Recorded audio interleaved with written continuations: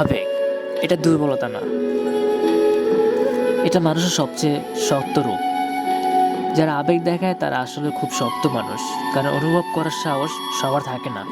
আবেগ মানে একটা কথায় হাসি চলে আসা, আবার একটা নীরবতায় ভেঙে পড়া। এই পৃথিবীতে সবাই বুঝতে চায় না, তাই আবেগী মানুষগুলো চুপচাপ থাকতে শিখে যায়।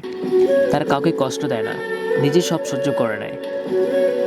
আবেগ মানে অন্যের কষ্ট নিজের মনে কষ্ট নেওয়া, অন্যের হাসিতে নিজের শান্তি খোঁজা। অনেক সময় আবেগ মানুষকে সবচেয়ে বেশি কাঁদায়, কারণ সবাই এর দাম বোঝে না।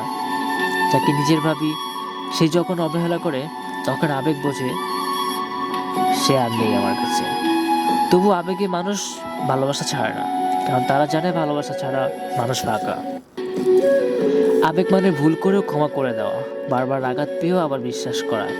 সবাই বলে এত আবেগী হওয়া ঠিক না, কিন্তু কেউ বলে না তোমার এই আবেগটাই সবার সবচেয়ে সুন্দর। একদিন এই আবেগেই কাউকে বাঁচাবে, কারণ নিঃস্বার্থ অনুভূতি আজও মূল্যবান। এই পৃথিবীতে যাদের আবেগ আছে তারা সহজে হারায় না, তারা ভেঙে যায় কিন্তু বদলে যায় না। আর সত্যি কথা কি জানো, আবেগ ছাড়া মানুষ জীবিত থাকলেও ভেতরে মরে যায়। এইটাই আবেগ।